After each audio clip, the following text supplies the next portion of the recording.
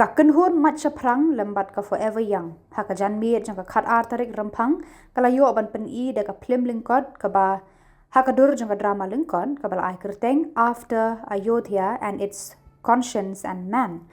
Kabala pen I ha ka Meghalaya Barat Scouts and Guides ka balong shi benta banekran bat phliu jing mut Halor ka phang ka Jingkitkhlieh.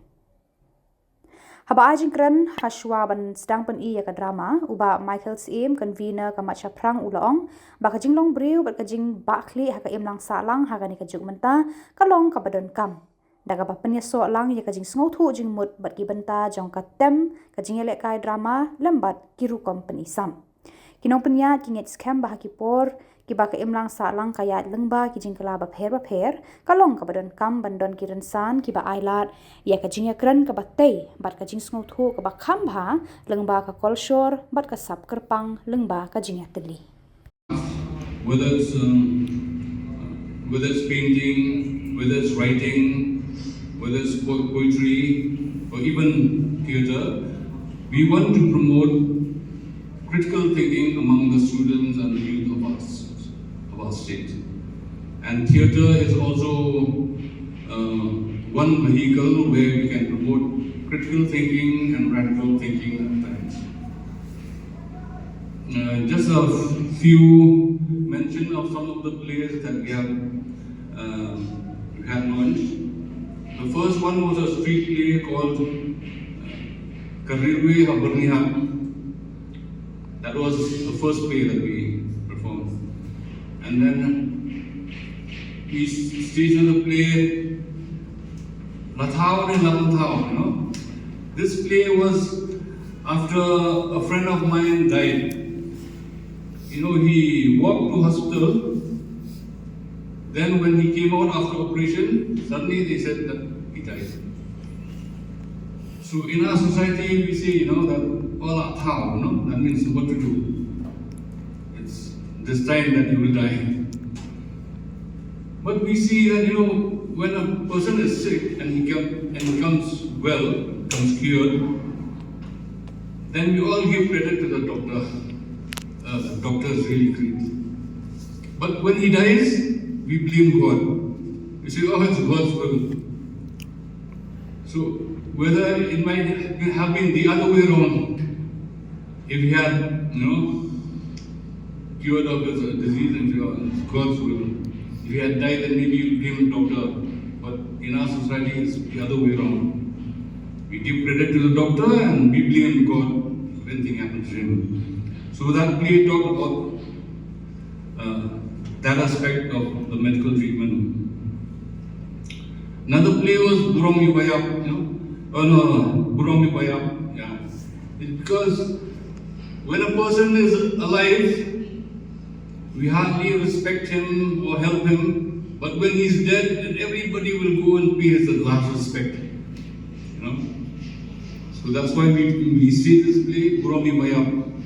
So why don't you be more respectful, more helpful when a person is alive, rather, then when he's dead, then you pay respects also. Yeah. Another play is Pynsngewthuh, which we played. In our society, when the mother dies and the father is very much alive, many of the kids, they land up in orphanage. It's because of, I can say a part of it is because of a matrilineal society. When the mother dies, the children belong to the mother's clan, and the father is not allowed to take care of children even when the mother is dead. So if the clan is financially not strong, most of the kids, they land up in orphanage. So that's why we stage this play as a musical play. It's in YouTube now. It's called Pynsngewthuh. Then the last we had was Juliet and Romeo. It's a musical play. That was part of our campaign for the Marriage Act and the Property Act. So now coming to this play idea. We tried our best to give the best performance, but I hope you will excuse some of the flaws during the acting of the play. So, what is the objective? Just a short gist of what the theatre is all about. You see, when the government decided to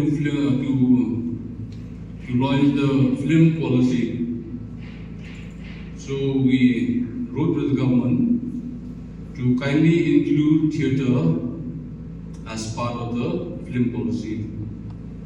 Because as we all know, many of the top actors in the film industry all over the world, they go through theatre, and then they graduate to acting in film. So we wrote to the government and said that, look here, theatre is also part and parcel of film industry. So, because not only film but even advertisements is also related with theatre. But then, why we wanted the government to include theatre as part of the film policy is because then we can get financial support. Because without financial support, it's very difficult to put up a play. It's very expensive. It takes a lot of time for practice, and as it is now in Meghalaya, theatre is a non-profitable venture. So we don't make any profit. It's just that because our love for theatre as one of the arts.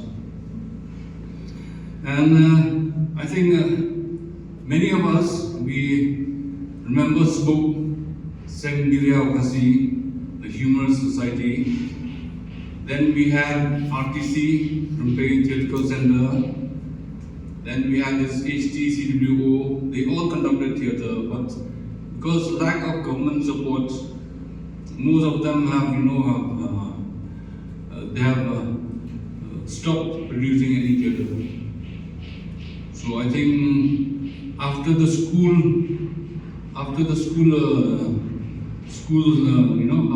level, there's no other theatre group in Meghalaya that is performing theatre. So that's why we sincerely request, if the government could really involve theatre as part of the film policy, then we can produce more theatre. Because there's a lot of talent, especially among the school kids. There are a lot of talent in acting. But after school, because there's no more group that's doing theatre, so that talent just dies down. But when we see theatre groups in other places like Manipur, West Bengal, and I think CPI, ML also, they do a lot of theatre. So you see a lot of elderly people still doing theatre, But very sad that in our state, the talent to act stops only at the school level. So that's why we really want the government to promote theatre, so that we can take the talent which is abundant among the students to the next level. Well, another thing is about the play is why we want to promote critical thinking. Thank you, Bhagwan. Thank you.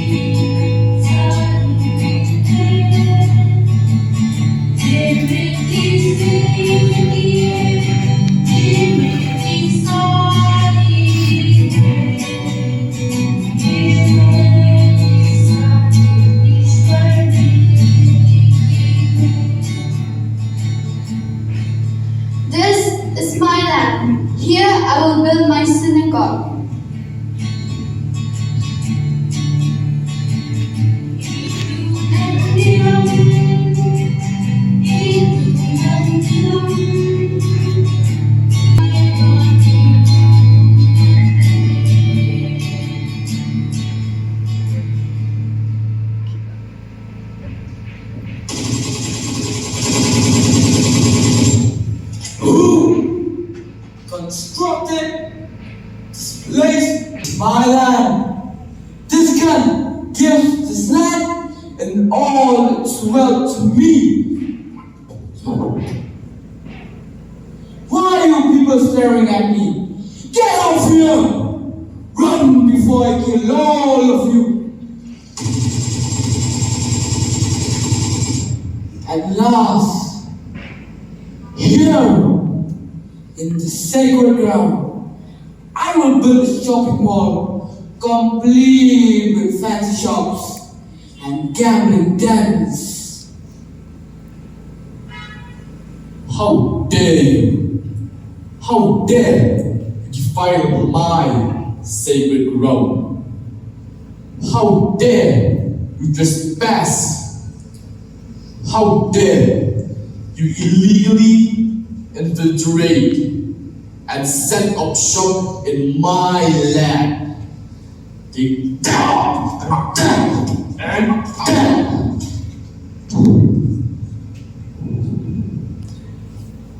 Even though we're taught today you're the chief to be as gentle as the dove. Mercy, patience, and tolerance stops here.